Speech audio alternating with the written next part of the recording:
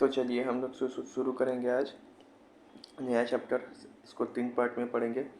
पहले वीडियो में देखेंगे शासन प्रणाली। ठीक है, क्या देखेंगे? शासन प्रणाली। तो आप यहाँ पे ध्यान से देखो, जो शासन प्रणाली है वह 2 तरीके से होता है।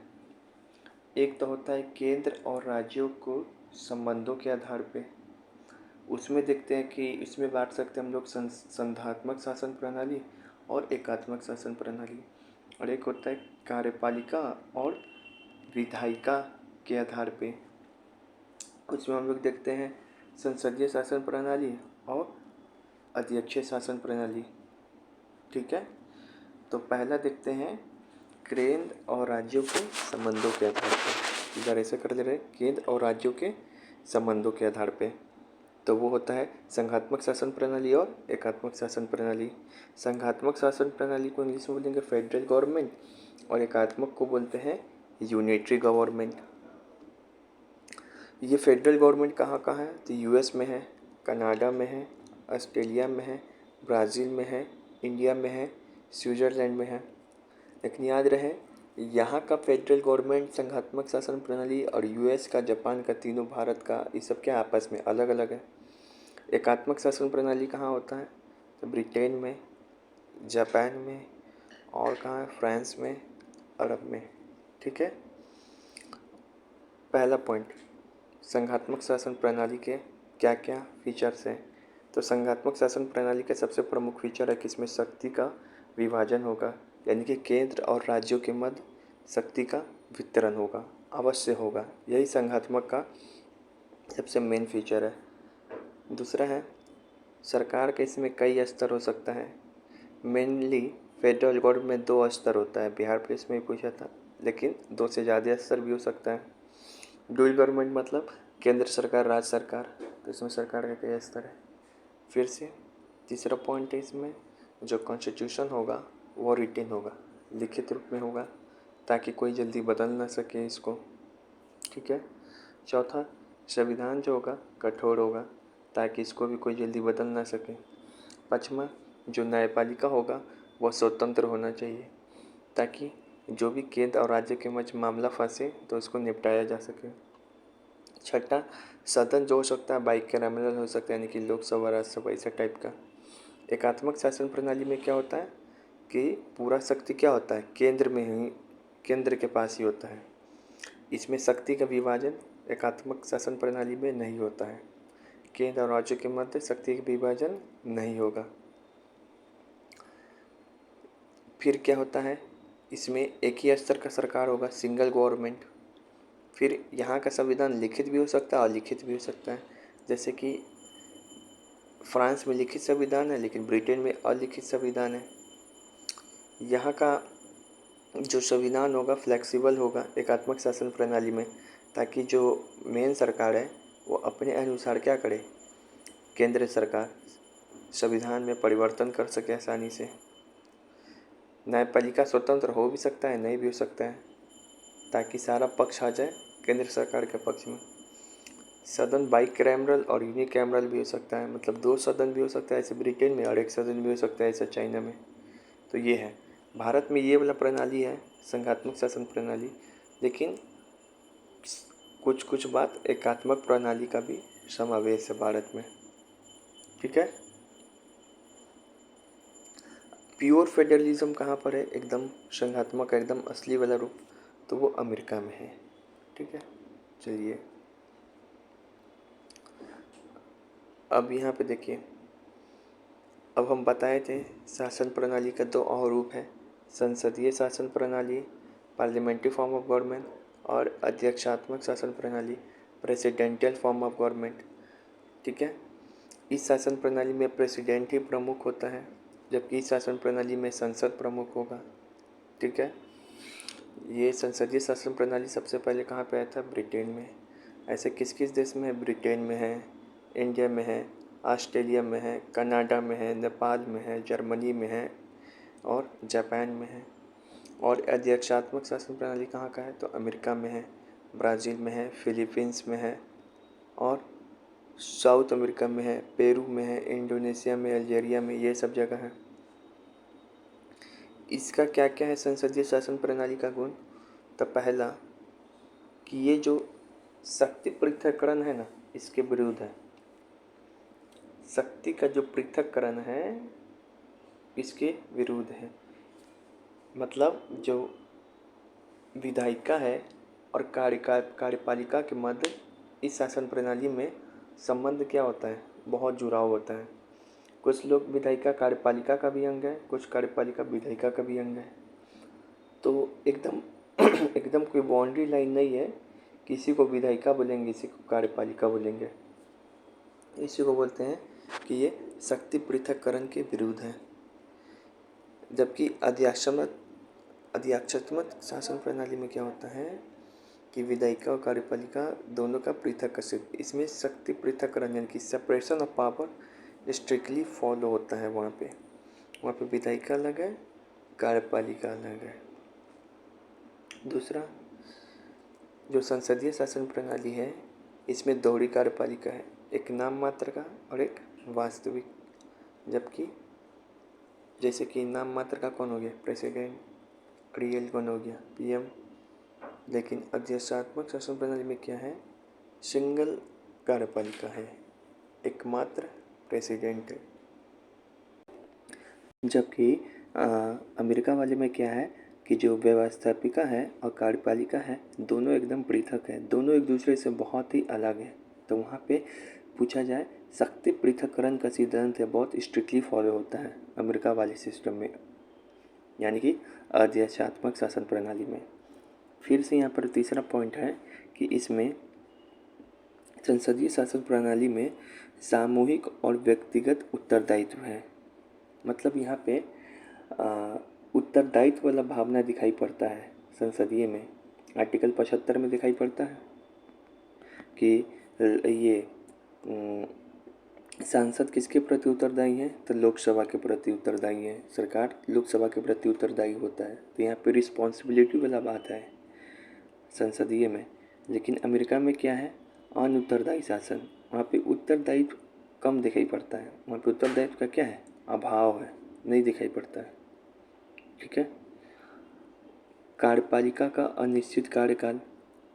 हम लोग के भारत में क्या होता है संसदीय प्रणाली में कि कार्यपालिका का अनिश्चित कार्यकाल है। सही बात है, अगर वो बहुमत खो देगा तो सरकार कभी भी गिर सकता है। लेकिन अमेरिका वाले सिस्टम में क्या है, जो कार्यपालिका है एक फिक्स टेन्योर है उसका। यहाँ का प्रमुख कौन होता है संसदीय शासन प्रणाली में? तो मोदी जी। और यहाँ वहाँ पे अमेरिका में तो वहाँ का राष्ट्रपति। भारत में मंत्रिमंडल का निर्माण किस आधार पे होता है? तो दलीय आधार पे होता है। जबकि अमेरिका वाले में मंत्रिमंडल का निर्माण योग्यता के आधार पे होता है।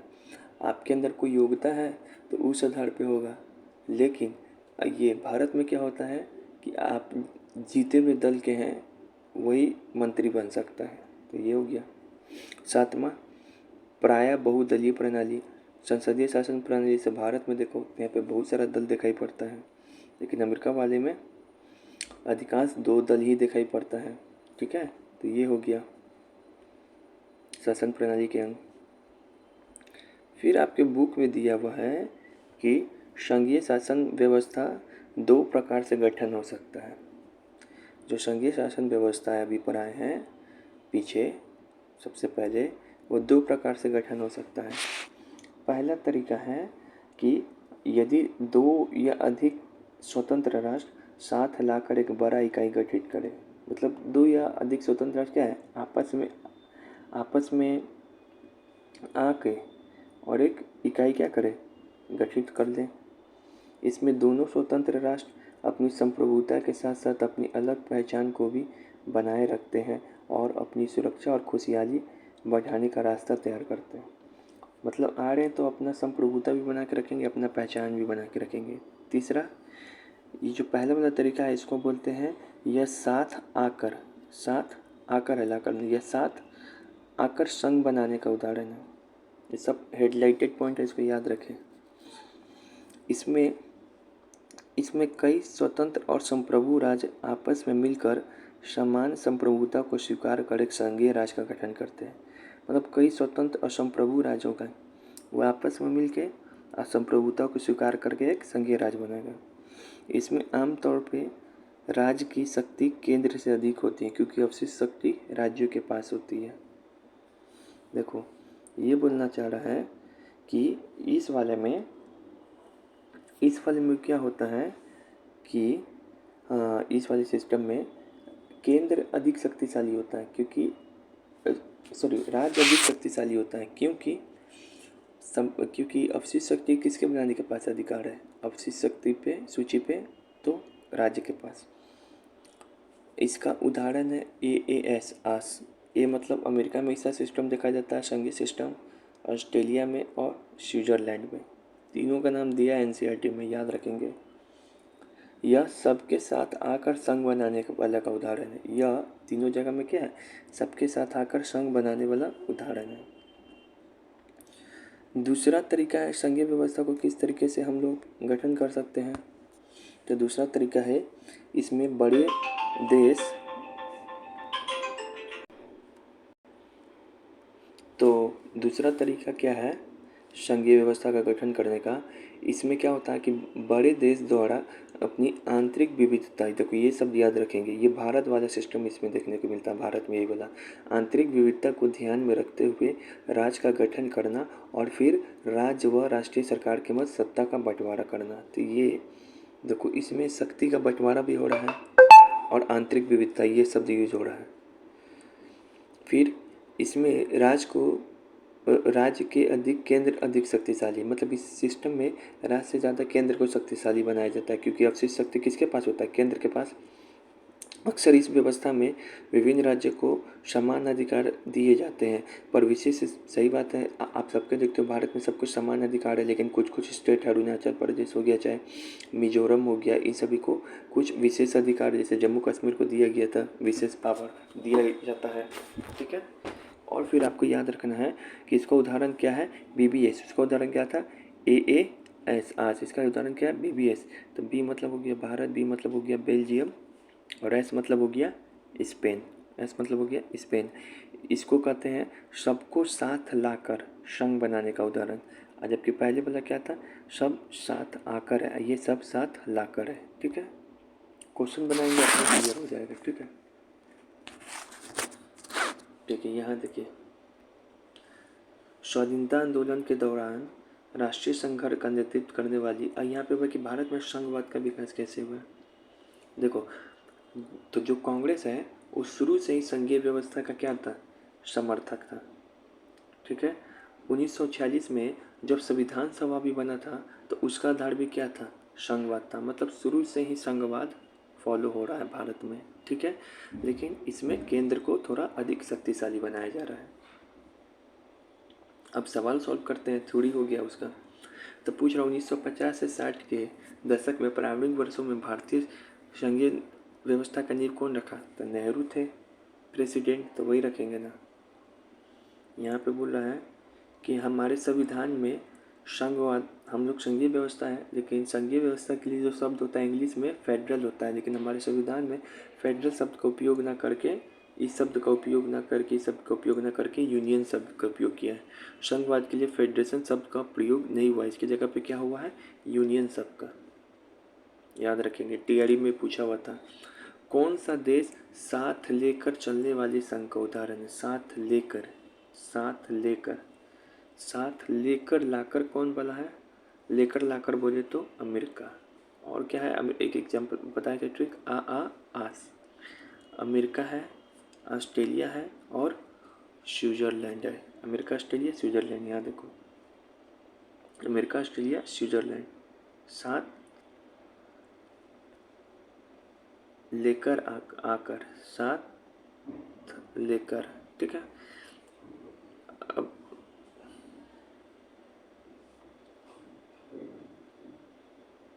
अब यहाँ पे देखिए, पूछ रहा है संघीय शासन व्यवस्था में दो या अधिक स्वतंत्र राष्ट्र के साथ लाकर गठित करने, स्वतंत्र राष्ट्र अपनी संप्रभुता को साथ रखते हैं, अपनी संप्रभुता साथ रखता है, अपना अलग अलग पहचान को भी बनाए रखता है।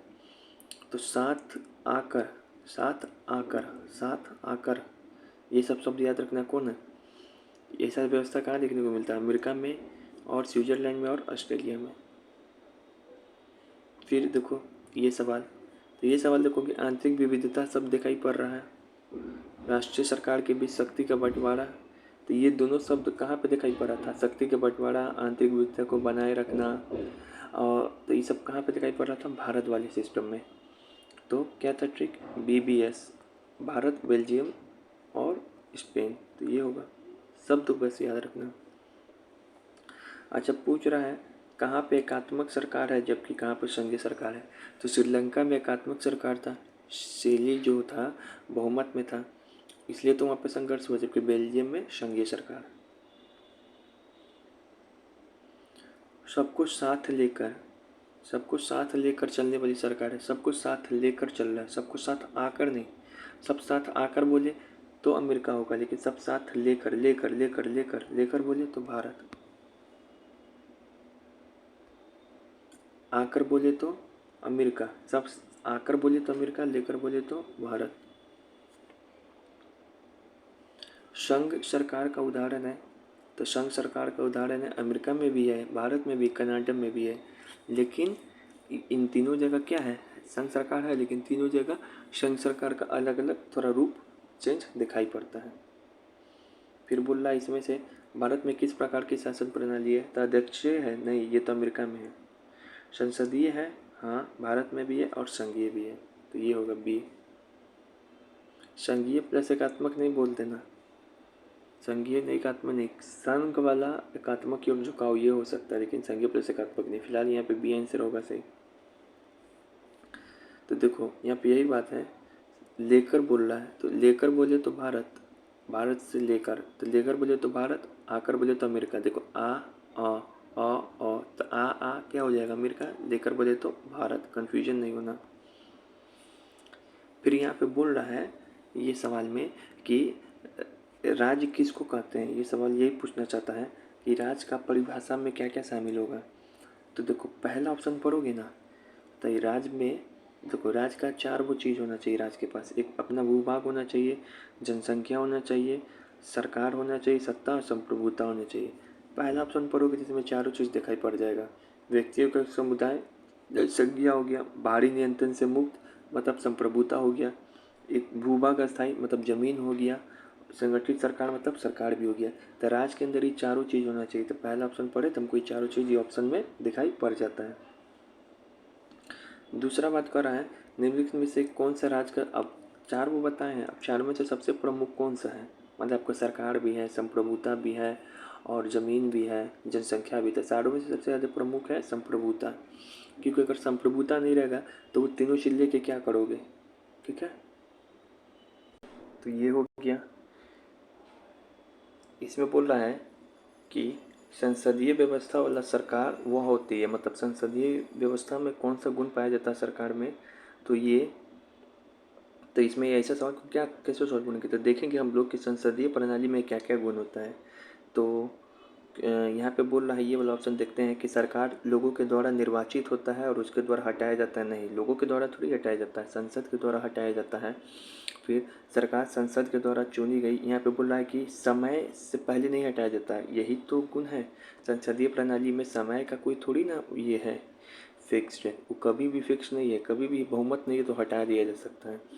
उत्तरदायित्व होता है, तो ये सबसे मेन रिस्पॉन्सिबिलिटी है संसदीय प्रणाली का कि इसमें उत्तरदायित्व होता है, जबकि अमेरिका वाले में देखते हैं कि इसमें उत्तरदायित्व नहीं है। तो ये हो गया B। फिर यहाँ पे बोल रहा है, यहाँ पे बोल रहा है आपको कि संसदात्मक शासन प्रणाली व्यवस्था में क्या है। तो देखो संसदीय शासन प्रणाली में क्या होता है, पहला तो यहाँ पे कन्फ्यूजन क्या हो, तो ये क्या होता है कि 75(3) में कहा गया, आर्टिकल 75(3) में जो कार्यपालिका है वह सामूहिक रूप से विधायिका पर क्या होगा, विधायिका के उत्तर, कार्यपालिका जो है विधायिका के क्या होगा, उत्तरदायित्व होगा। ठीक है ना, तो वैसा सब नहीं दिख रहा है, ठीक है ना, कार्यपालिका में विधायिका के उत्तरदायित्व होगा तो वो सब नहीं दिख रहा है। तो आपको याद रखना है, वही बात हो गया, उत्तरदायित्व का मतलब क्या हो गया कि विधायिका का कार्यपालिका पे नियंत्रण हो गया। इसी को घुमा के लिखा है, इसी कारण ये ऑप्शन सही होगा। अच्छा, ये शब्द सही है क्या कि न्यायपालिका का कार्यपालिका का पर नियंत्रण हो? नहीं, न न्यायपालिका का कार्यपालिका पे, न न्यायपालिका का विधायिका पे नियंत्रण होता है। ठीक है, तो ये गलत ऑप्शन है ये सब, ठीक है। उसी को घुमा के लिखा है कि विधायिका का याद रखेंगे, कार्यपालिका पर क्या होता है नियंत्रण, यानी कि विधायिका एक कार्यपालिका विधायिका के प्रति उत्तरदायित्व है, इसी को घुमा के लिखा है, ठीक है। अच्छा क्वेश्चन था। अब ये वाला सवाल देखिए, इसमें बोल रहा है कि भारतीय संविधान में किस प्रकार की शासन प्रणाली की व्यवस्था है। तो यहाँ पे ऑप्शन में दो तरीके का गड़बड़ी हो सकता है कि तुम कहीं मार के आ जाओ लोकतंत्र नहीं, लोकतांत्रिक इस शासन प्रणाली की व्यवस्था नहीं है। संविधान में क्या है, संसदनात्मक, एक संसदात्मक है और एक क्या है, ये संघीय व्यवस्था है, ठीक है। तो शासन प्रणाली सामान्यतः दो तरीके का होता है, एक संसदात्मक एक आदेशात्मक। भारत में जो है संसदात्मक है, ठीक है। चलिए,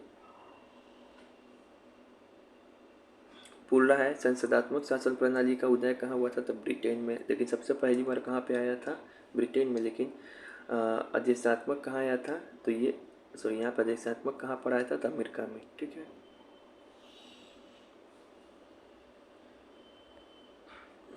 फिर यहाँ पे देखिए, यहाँ पे बोल रहा है, ये भी अच्छा क्वेश्चन है। यहाँ पे बोल रहा है कि भारतीय संसदीय प्रणाली ब्रिटिश संसदीय प्रणाली से किस बात में अलग है। तो देखो, भारतीय में भी संसदीय प्रणाली, ब्रिटेन में भी, लेकिन एक ही चीज़ का अलग है, मेनली एक ही चीज़ का अलग है कि यहाँ का संसद के ऊपर यहाँ के संसद के ऊपर जुडिशियल रिव्यू किया जा सकता है, लेकिन ब्रिटेन के संसद के ऊपर न्यायिक समीक्षा नहीं किया जा सकता है। तो यही न्यायिक पूर्वावलोकन, तो देखो यही है न्यायिक पूर्वावलोकन, यानी कि जुडिशियल रिव्यू जो है ये भारतीय संसद प्रणाली का ऊपर किया जा सकता है, लेकिन ब्रिटेन में नहीं, ब्रिटेन में ये व्यवस्था लागू नहीं है, ठीक है ना। इसके अतिरिक्त वहाँ पर ब्रिटेन में भी वास्तविक और नाम मात्र का प्रावधान है, ठीक है। मतलब दो प्रकार का कार्यपालिका है। उत्तरदायित्व वाला सिस्टम ब्रिटेन में भी है, दो सदन ब्रिटेन में भी है। तो इस तरीके से ब्रिटेन और भारत में सब चीज़ लगभग समान है, लेकिन ये जुडिशियल रिव्यू वाला न्यायिक पुनर्विलोकन वाला बात क्या है, अलग है। फिर यहाँ पे बोल रहा है कि निम्नलिखित में से कौन सी भारतीय संविधान की विशेषता नहीं है। तो आदेशात्मक विशेषता नहीं है, ये अमेरिका की है।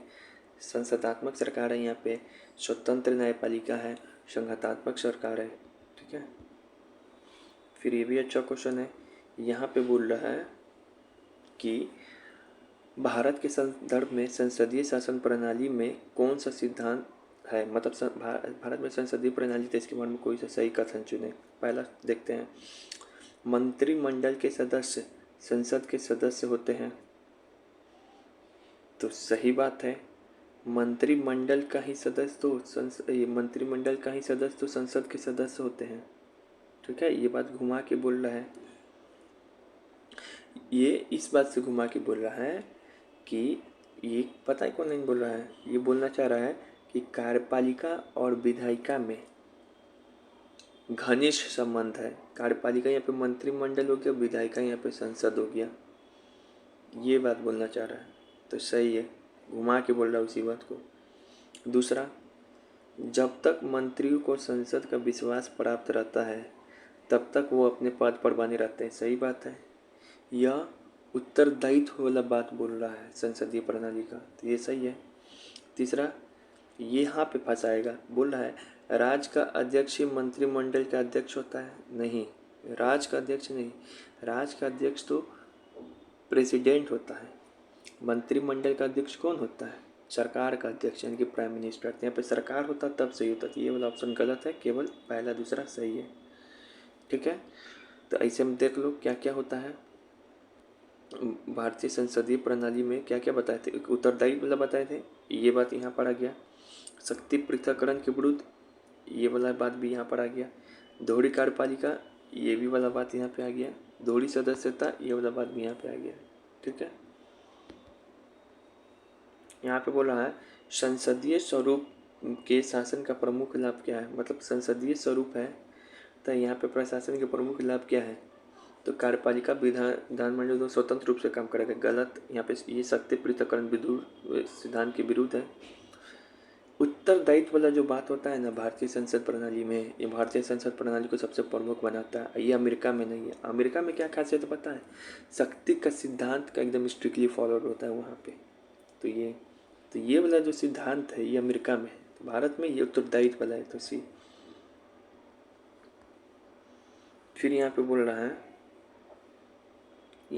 रहा है, कि सरकार की संसदीय व्यवस्था के विषय में निम्नलिखित में से कौन सा वक्तव्य सही है। तो विधायिका किसके प्रति उत्तरदायित्व है? कार्यपालिका के प्रति ना, विधायिका कार्यपालिका के प्रति जवाबदेही है, ठीक है। और विधायिका कार्यपालिका दोनों स्वतंत्र है? नहीं। अच्छा, इसमें विधायिका कार्यपालिका के प्रति उत्तरदायित्व है? नहीं, कार्यपालिका विधायिका के प्रति उत्तरदायित्व है। तो ये भी गलत है, विधायिका किसी के प्रति उत्तरदायित्व नहीं है, कार्यपालिका विधायिका के प्रति उत्तरदायित्व होता है, ठीक है। सब गलत है इसमें। तो यहाँ पे यही लिखा हुआ है, कार्यपालिका व्यवस्थिका विधायिका के प्रति उत्तरदायित्व है, ठीक है। संसदात्मक शासन व्यवस्था में क्या होता है? कार्यपालिका विधायिका द्वारा नियंत्रित होता है, उसी को घुमा के बोला। न्यायपालिका कार्यपालिका विधायिका के काम की समीक्षा कर सकता है, लेकिन उत्तरदायित्व वाला कोई बात नहीं है, ठीक है। तो ये हो जाएगा। ये यहाँ पे बोल रहा है, एक अध्यक्षात्मक शासन प्रणाली का आधारभूत तत्व क्या है? तो इसमें सवाल में याद रखना है ये वाला ऑप्शन। देखो,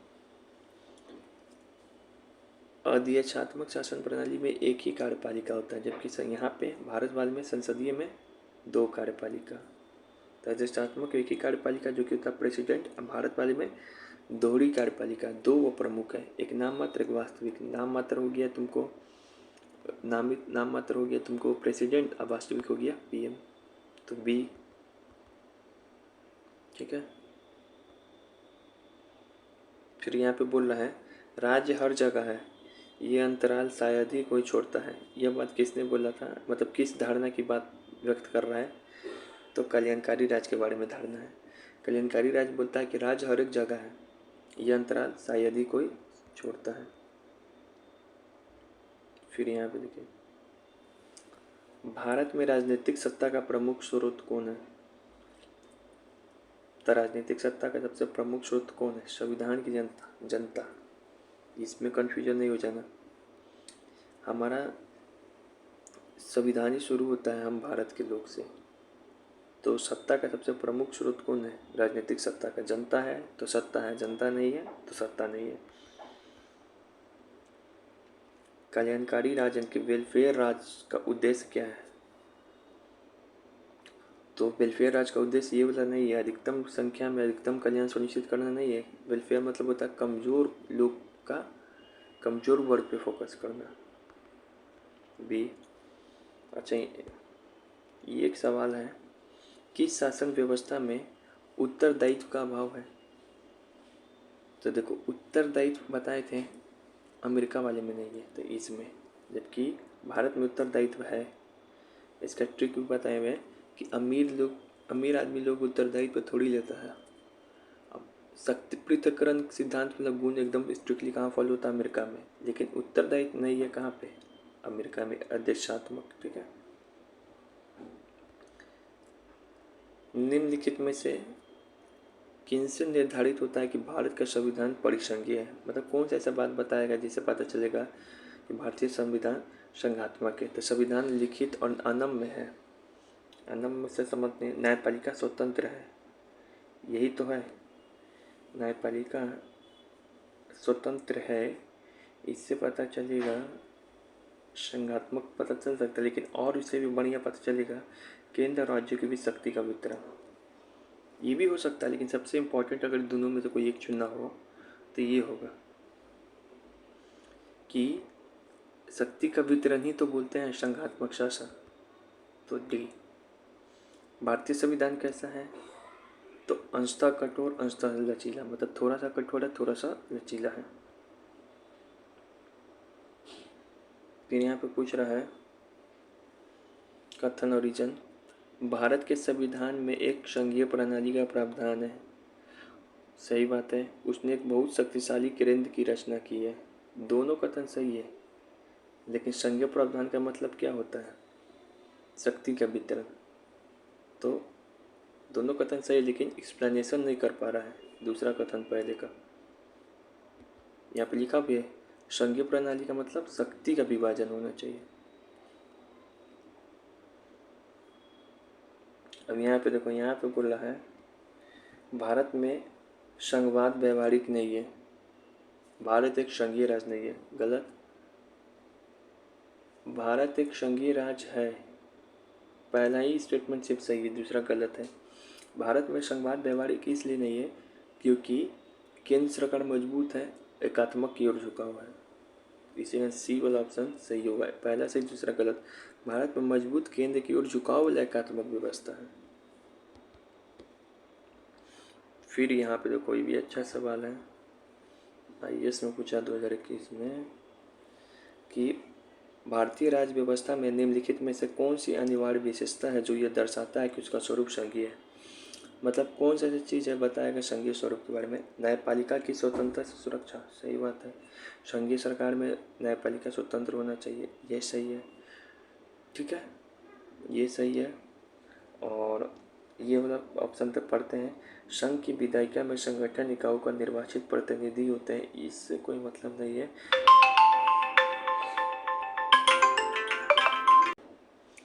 फिर तीसरा कथन देखो, केंद्रीय मंत्रिमंडल में क्षेत्रीय पार्टियों का ये भी कोई अति नहीं है। जो बता दिए हैं संघीय व्यवस्था के बारे में वही सिर्फ सही होना चाहिए। मूल अधिकार न्यायालयों द्वारा परिवर्तनीय, ये सब नहीं यार, क्या बताएं। ऐसे तो ऑप्शन ए ही सही है, लेकिन और क्या क्या बताए थे संघीय व्यवस्था में। लिखित संविधान होना चाहिए, कठोर संविधान होना चाहिए, न्यायपालिका स्वतंत्र होना चाहिए, शक्ति का विभाजन होना चाहिए, और 2 सदन विधानमंडल हो सकता है। जबकि दोहरी कार्यपालिका, सामूहिक उत्तरदायित्व, शक्ति विभाजन प्रत्यक्षों पर लागू नहीं होना, ये सब बताए थे किस में, संसदीय में। ठीक है,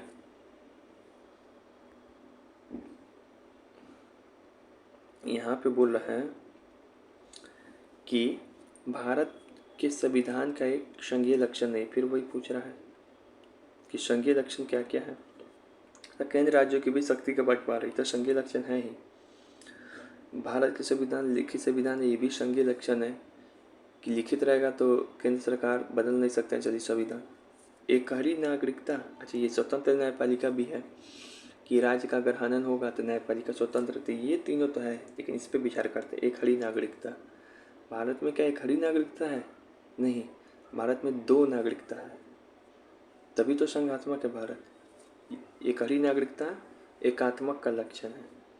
ठीक है, एक हरी नागरिकता एकात्मक का लक्षण है। सॉरी, ये क्वेश्चन को देखो ध्यान से। एक हरी नागरिकता जो है ये भारत में है, एक हरी नागरिकता भारत में है, लेकिन ये भारत के अंदर संघीय वाला लक्षण नहीं है। ये भारत के संविधान के अंदर संघीय के अंदर जो एकात्मक वाला लक्षण है ना, वही ये शो करता है, एक हरी नागरिकता। समझ में आया? तो देखो, हम बताए थे कि हमारा भारतीय संविधान एकात्मक और संघात्मक दोनों ही गुण रखता है, लेकिन सबसे अधिक संघात्मक, लेकिन उसका झुकाव है थोड़ा एकात्मक की ओर भी। उसी में एक हरी नागरिकता इसी बात को शो करता है। और आपातकाल हो गया, राज्यपालों की नियुक्ति हो गया, एक हरी नागरिकता हो गया, समझौतों को लागू करने की शक्ति हो गया संसद द्वारा। तो ये सब जो बात है वो संघात्मक के अंदर एकात्मक वाला लक्षण है। ठीक है, तो ये हो जाएगा सी। ठीक है, ध्यान से पढ़ना है। बोला कौन संघीय लक्षण नहीं है, बढ़िया क्वेश्चन है। अब यहाँ देखो, ये क्वेश्चन आ ही गया। भारतीय संविधान संघात्मक और एकात्मक दोनों चीज़ रखता है, दोनों तत्व पाया जाता है। तो इसमें एकात्मक वाला तत्व कौन है उसको खोजना है। लिखित संविधान ये तो संघात्मक तत्व है, कठोर संविधान संघात्मक तत्व है, संविधान की सर्वोच्चता संघात्मक है, ये राज्यपाल की नियुक्ति केंद्र द्वारा होती है, ये एकात्मक शो कर रहा है। शक्तियों का विकेंद्रीकरण ये भी संघात्मक तत्व है। राज्य विधेयकों पर राष्ट्रपति की स्वीकृति, सही बात है, राज्यपाल राष्ट्रपति के लिए विधेयक सुरक्षित रख जाता है, एकात्मक तत्व है। संवैधानिक संकट यानी कि आपातकाल ये भी एकात्मक तत्व है। सर्वोच्च न्यायालय तो ये संघात्मक तत्व है।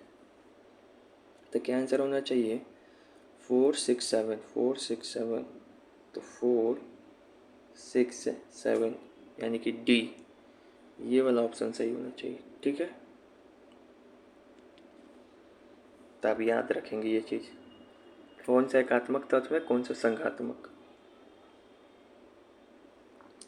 यहाँ पे बोल रहा है केंद्रीय शासन व्यवस्था यूनिटरी फॉर्म ऑफ गवर्नमेंट के लिए कौन सा सही नहीं है। तो यूनिटरी फॉर्म ऑफ गवर्नमेंट मतलब क्या होता है, एकात्मक। एकात्मक के लिए कौन सा सही नहीं है, ठीक है ना। तो तुरंत निर्णय ले, तो ये तो एकात्मक हो जाएगा। सरकार तुरंत निर्णय ले तो एकात्मक हो जाएगा। लचीलापन रहे तो ये भी एकात्मक ही है। बड़े देशों के लिए आदर्श, जरूरी नहीं है कि अगर कोई पे एकात्मक शासन है तो बड़े देशों के लिए आदर्श होगा, तो ये बोला नहीं है। कानून की भी एक रूपता हो जाएगी, एक समान कानून, तब भी एकात्मक हो जाएगा। संघात्मक रहता था, क्या होता है, सरकार लेट से निर्णय लेता है, कठोर संविधान होता है, और कानून जो है एक जैसा नहीं होता। तो क्या है, अच्छा, दल विहीन प्रजातंत्र के बारे में कौन बोला था, तो जयप्रकाश नारायण भी बोले थे कि बिना दल बड़ा राजनीति हो, महात्मा गांधी भी। कभी ऐसा बोले कि राजनीति को धर्म से अलग नहीं कर सकते, तो ये कौन बोला था, तो ये बापू बोले थे। लेकिन ये वाला बात दोनों बोला। निम्नलिखित में से कौन सा कथन सत्य है, कौन सा कथन सत्य है, इसको चुनना है। तो अमेरिका में सरकार की संघीय प्रणाली है, सही बात है, अमेरिका में सरकार की संघीय प्रणाली है, लेकिन भारत की संघीय प्रणाली से अलग है। ठीक है, तो ये वाला सही हो गया। अच्छा, ये वाला ऑप्शन देखते हैं, भारत की सरकार संघीय और एकात्मक दोनों की प्रणाली नहीं, ये बात गलत है। भारत में संघीय प्रणाली है जिसका झुकाव एकात्मक की ओर है, तब ये स्टेटमेंट सही हो जाता है। ठीक है, ये दोनों स्टेटमेंट के देखो, भारत का संविधान अर्ध संघवाद है, सही बात है, केसीवियर बोला था, क्वासी जुडिशियल, क्योंकि भारत का संविधान, अब ये वाला स्टेटमेंट क्यों ऐसा बोला था, क्योंकि भारत का संविधान ना तो संघात्मक है ना तो एकात्मक, ऐसा नहीं है। एक सेकंड, इसका आंसर देखता हूँ मैं। तो भारत का संविधान अर्ध संघवाद है, आधा संघवाद बोला जाता है, क्योंकि ना तो संघात्मक है ना ही एकात्मक, तो पहला ही वाला ऑप्शन को सही माना है। ठीक है, इस कारण बोला जाता है आधा संघवाद, क्योंकि इसमें संघवाद का भी लक्षण दिखाया जाता है और एकात्मक का भी। ठीक है, तो पहला ही वाला ऑप्शन सही माना है, एक्सप्लेनेशन भी सही माना है। भारतीय संविधान की प्रकृति क्या है, तो भारतीय संविधान की प्रकृति क्या केवल संघीय है, क्या केवल एकात्मक है, क्या केवल संसदीय है, नहीं, प्रकृति में तो संघवाद है लेकिन व्यवहार में क्या है, एकात्मक है, तो ये होगा, दोनों लक्षण पाया जाता है, तो डी। बहुत बढ़िया क्वेश्चन था। अब यहाँ पे कुछ नाम सब इसको याद रखना है। भारतीय संघवाद को सहकारी संघवाद कौन बोला था, तो सहकारी, कोऑपरेटिव, जी ऐसे याद करो, तो ग्रेनविल ऑस्टिन, जी ग्रेनविल ऑस्टिन। वकीलों का स्वर कौन बोला था, पता है, एडवर्ड जेनिंग्स बोला था भारतीय संविधान को।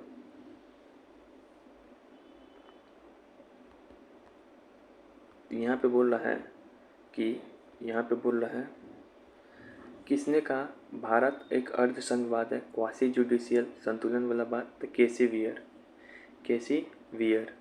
जबकि ग्रेनविल ऑस्टिन बोला था शाकाहारी संघवाद है भारत। 61 में भारतीय संविधान अधिक कठोर तथा अधिक लचीले के मध्य एक अच्छा संतुलन है, तो संतुलन वाला बात, अर्ध संघवाद वाला बात, ये दोनों बात कौन बोला था, केसी वियर।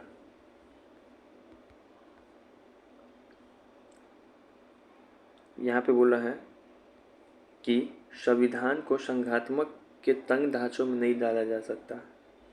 संविधान को संघात्मक मतलब ये बोला जा रहा है, संविधान को संघात्मक नहीं बोला जा सकता, कौन बोला था, तो अंबेडकर जी बोले थे, ये बोला, ये भी आई है कि संविधान को संघात्मक के तंग ढांचों में नहीं डाला जा सकता। तंग ऐसे याद करो, तंग से कौन तंग हो गया था, अंबेडकर तंग हो गए थे।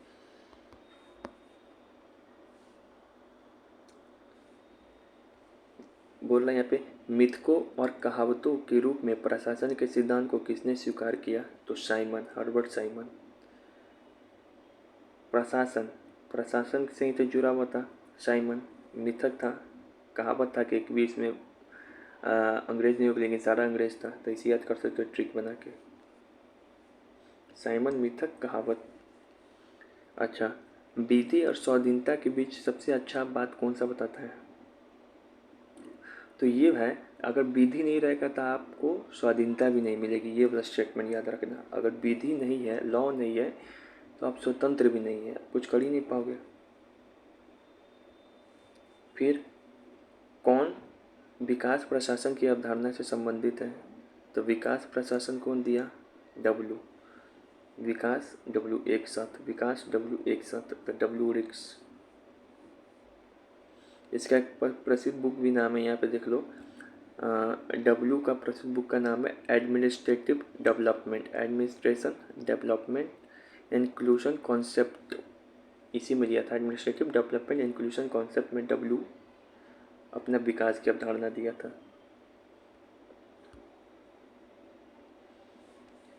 कौन एक चिंतक लोक प्रशासन तथा निजी प्रशासन में समानताओं का समर्थक है? बोल रहा है लोक प्रशासन और निजी प्रशासन दोनों में समानता है। कौन बोला? तो हेनरी फोयल। Henry Foyle. यदि हमारी सभ्यता विफल होती है तो यह मुख्यतः प्रशासन ध्वस्त होने के कारण होगा। मतलब प्रशासन खराब होगा तो हमारी सभ्यता खराब हो जाएगी। ये बात कौन बोला था? तो डब्ल्यू द डॉन। डॉन बोला। डॉन बोला सभ्यता विफल तो ध्वस्त। ध्वस्त वाला बात कौन बोल रहा है? तो डॉन बोल रहा है। अच्छा, यहाँ देखो, यहाँ पे बोल रहा है कि डाइसी पता ही है, dicey the law of constitution नामक बुक में 1885 में, जिस समय कांग्रेस बना 1885 में, तो द लॉ ऑफ कॉन्स्टिट्यूशन नामक बुक में विधि के शासन का ये लक्षण बताया। विधि का शासन मतलब सिद्धांत दिया, तो उसमें क्या दिया था? 4 सिद्धांत दिया था, 3 सिद्धांत दिया था। एक तो विधि ही सबसे ऊपर होना चाहिए, ये बात बोला। दूसरी बात बोला विधि के समक्ष सब कोई समान है। तीसरी बात बोला विधिक भावना की प्रबलता, यानी कि प्रीडोमिनेंस ऑफ लीगल स्पिरिट। तो शक्तियों का परिसीमन, ये बात बोला नहीं। शक्तियों का परिसीमन, ये बात बोला क्या? हाँ बोला। इसी तो समझ में आता है, विधि ही सर्वोच्च है, यानी कि विधि सर्वोच्च है तो सरकार की शक्ति का क्या करो? परिसीमन। तो इनडायरेक्ट रूप में बोल रहा है। बहुत बढ़िया क्वेश्चन है। विधि के समक्ष क्षमता, ये बात तो बोला ही। सरकार के प्रति जन उत्तरदायित्व है, ये बात बोला कि नहीं? तो जन उत्तरदायित्व वाला बात कहाँ देखते हैं? संसदीय गुण वाला बात है ये। स्वतंत्र और नागरिक अधिकार, स्वतंत्रता और नागरिक अधिकार, सही बात है। ये लाइन शो करता है विधिक भावना की प्रबलता। मतलब विधि है तब तो नागरिक को अधिकार मिल रहा है, स्वतंत्रता मिल रहा है। तो ये 1 2 4 सही है, सी। बहुत बढ़िया क्वेश्चन है ये, विधि के शासन के ऊपर। ठीक है।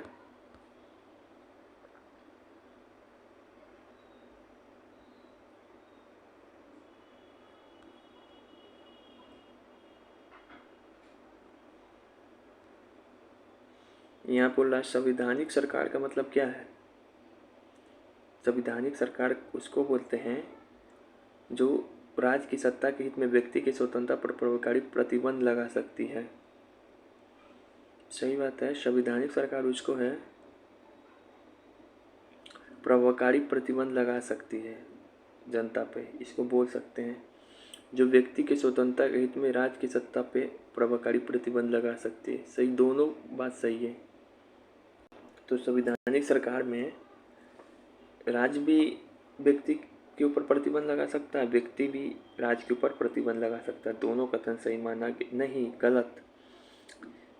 संवैधानिक सरकार में क्या होता है? ये ऑप्शन सिर्फ सही होगा। राज्य की सत्ता के ऊपर कैसे आप लगा दीजिएगा? अच्छा, व्यक्ति की ऊपर कैसे प्रतिबंध लगा देंगे?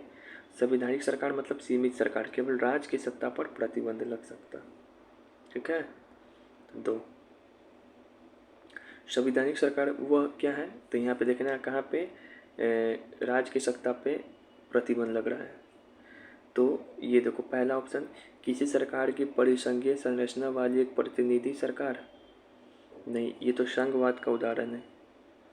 कोई सरकार जिसके प्रमुख के पास नाम मात्र की शक्ति हो।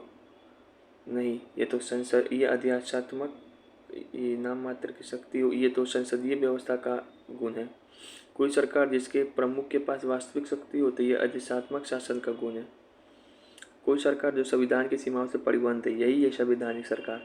वैसी सरकार जिसकी शक्तियों पर प्रतिबंध लगाया जा सकता। यहाँ पे बोल रहा है भारत और अमेरिका की राजनीतिक व्यवस्थाओं के बीच कौन सी व्यवस्था समान है। अमेरिका से तुलना किया जा रहा है, तो अपनी शक्ति केंद्र के पास नहीं, अमेरिका में केंद्र के पास नहीं है, राज्य के पास है, तो ये गलत है। अपनी शक्ति राज्यों के पास, अमेरिका में राज्य के पास है, भारत में केंद्र के पास है, ये भी गलत है। राष्ट्रपति के पास वीटो पावर, सही बात है, अमेरिका को भी राष्ट्रपति के पास वीटो पावर है, भारत के पास भी, तो ये सही है। उस सदन में कुछ मनोनीत सदस्य, सही है दोनों जगह। यहाँ एक सेकेंड, उच्च सदन में कुछ मनोनीत सदस्य, तो भारत में तो उच्च सदन में मनोनीत सदस्य भेजते हैं, लेकिन अमेरिका में कोई मनोनीत सदस्य नहीं भेजते हैं, तो इसी कारण सिर्फ केवल 3 वाला सही होगा। ठीक है, फिर यहाँ पे देखो, ये भी बहुत इम्पोर्टेंट क्वेश्चन है। यहाँ पे बोल रहा है निम्नलिखित में से किस दशक में भारत की संसदात्मक व्यवस्था केंद्रीयता से संघवाद की ओर खिसकी। मतलब पहले एकात्मक गुण था, लेकिन धीरे धीरे संघात्मक गुण दिखने लगा। पहले तो इसका आंसर डायरेक्ट याद कर जाओ, वो समय है 1970 का दशक, 1970 का दशक। ठीक है, 1970 का दशक मतलब समझो आईजी के समय। ऐसे तो ये वाला बात 1960 के दशक से ही शुरू हो गया था, क्योंकि कांग्रेस अब गठबंधन की सरकार बना रही थी। गठबंधन की सरकार में राज्य की भूमिका क्या होती है, बढ़ जाती है। जब राज्य की भूमिका बढ़ जाएगी तो संघवाद हमको दिखाई पड़ने लगेगा। तो 1970 के दशक को ही याद रखो। 1970 के दशक मतलब 70 से 97, 98, ये याद रखो। ठीक है, 1970 का दशक याद रखो मेनली, इंदिरा गांधी के समय वाला, कि अब जो है संघीयता है जो केंद्र से संघवाद की ओर खिसकने लगी। और पता है तुमको, ये सवाल में अगर 1990 भी दिया रहता तो भी सही है, क्योंकि पता है गठबंधन युग का शुरुआत हुआ था, तो वो भी सही है, 1970 वाला भी सही है। ठीक है, अब यहाँ पे बोल रहा है कि भारत संघवाद में विविधताओं की एकता को प्रणोदित करने के लिए, मतलब ये सवाल इस रूप में लिखा जा सकता है कि केंद्र और राज्यों के मध्य सहयोग बढ़ाने के लिए क्या क्या प्रावधान है। तो अंतर्राज्य परिषद जो 263 में वर्णित है, अंतर्राज्यीय नदी परिषद जो 262 में वर्णित है, राष्ट्रीय विकास परिषद जो कि संविधान में नहीं है लेकिन 6 अगस्त 1952 को बना, क्षेत्रीय परिषद जो संविधान में नहीं है, कानून के तहत 1956 के अधिनियम के तहत बना, योजना आयोग जो संविधान में नहीं है लेकिन 1950 को बना था, नीति आयोग जो संविधान में नहीं है लेकिन 2015 में बना था, जीएसटी काउंसिल जो संविधान में है 279 है, वो भी दोनों के मध्य सहयोग बनाता है, एकल न्यायपालिका सुप्रीम कोर्ट, तो ये भी है, अखिल भारतीय सेवाएं 312, तो ये भी केंद्र राज्यों के में क्या बनाएगा, सहयोग बनाएगा। वित्त आयोग संविधान में 280 में, केंद्र राज्यों के मध्य सहयोग बनाने के लिए, मुख्यमंत्री और राज्यपाल का सम्मेलन हो, संविधान में नहीं है लेकिन ये भी केंद्र राज्य के मध्य सहयोग बढ़ाएगा। तो उपरोक्त में सभी हो जाएगा सही। इस समय से देख लो, ये सारे केंद्र और राज्य के मध्य क्या करेगा, सहयोग बढ़ाएगा। ठीक है, अब यहाँ देखो कुछ लिस्ट बना दी है कि किस देश में किस शासन है, कैसा है, ताकि कन्फ्यूजन ना हो बाद में। जैसे कि पहला है संसदात्मक शासन कहाँ का है, तो Britain, India, Australia, Canada, Nepal, Germany, Japan. कैसे याद आएगा संसदात्मक का, तो बी का एन जी। बी मतलब हो जाएगा तुमको ब्रिटेन, आई मतलब इंडिया, सी मतलब कनाडा, ए मतलब अमेरिका। ठीक है, सॉरी ए मतलब ऑस्ट्रेलिया, एन मतलब नेपाल, जी मतलब जर्मनी और जापान, तो बी का एन जी। अधिष्ठात्मक शासन प्रणाली कहाँ का है, अमेरिका में, ब्राज़ील में, फिलीपींस में, साउथ अमेरिका में, पेरू में, इंडोनेशिया में, अल्जीरिया में। तो साई पी पी बी, सऊदी अरब, साउथ अमेरिका, फिर से अमेरिका हो गया, अल्जीरिया हो गया, इंडोनेशिया हो गया, पेरू हो गया, फिलीपींस हो गया और ब्राज़ील हो गया। बी का एन जी साइपीपीबी। ऐसे सिर्फ ये वाला याद रखो, इधर अमेरिका याद कर लो, ब्रिटेन, इंडिया, कनाडा, ऑस्ट्रेलिया। ये ज़्यादा इंपॉर्टेंट है, नेपाल, जर्मनी, जापान संसदात्मक में। और उधर देशात्मक में सिर्फ अमेरिका याद कर लो, बाकी जो बच गया सब अदेशात्मक होगा। संघात्मक में कहाँ कहाँ है, तो संघात्मक है, अमेरिका में है, कनाडा में है, ऑस्ट्रेलिया में, इंडिया में है। ये तीनों में तुमको संसदात्मक भी था, ठीक है, और स्विट्ज़रलैंड में है। एकात्मक कहाँ है, तो एकात्मक है ब्रिटेन में, जापान में, सऊदी अरब, फ्रांस में। तो केवल ये याद रखो और इधर याद कर लो सिर्फ ब्रिटेन एकात्मक में। साथ आकर संघवाद का है, आकर है तो अमेरिका वाला, आस अमेरिका, ऑस्ट्रेलिया, स्विट्ज़रलैंड, सबको साथ लेकर लेकर है तो Bharat, BBS, Bharat, Belgium, Spain. याद हो गया, ठीक।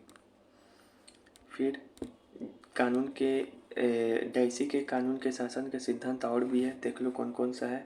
कानून की सर्वोच्चता के सिद्धांत पर आधारित, सामाजिक न्याय स्थापना करने में सहायक, राजनीतिक समानता हो, नागरिक अधिकारों की स्वतंत्रता को सुरक्षा हो। यहीं से यूपीएससी लाइन उठा के पूछा था। सरकार की निरंकुशता को रोकता, राजनीतिक व्यवस्था की सुव्यवस्था, सरकार की निरंकुशता को रोकता है, राजनीतिक व्यवस्था की सुव्यवस्था, नौकरशाही की स्वेच्छाचारिता पर प्रतिबंध, राजनीतिक विकास में सहायक है, संवैधानिक आदर्श और मूल्यों की रक्षा करेगा, न्याय व्यवस्था को व्यवस्थित करेगा। और डाइसी का विचार क्या है, कानूनी सर्वोच्च है, कानून के समक्ष सभी समान है, संविधान समान कानून की देन है। तो यहाँ तक पहला जो चैप्टर है वो कंप्लीट हो गया, शासन प्रणाली, ठीक है। अब इसका नोट्स देख लो।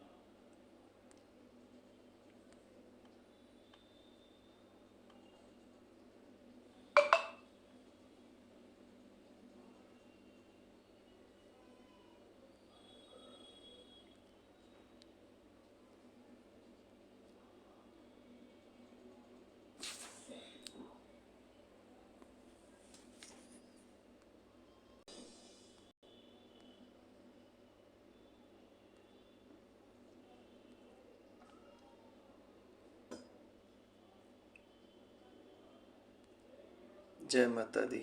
चलिए।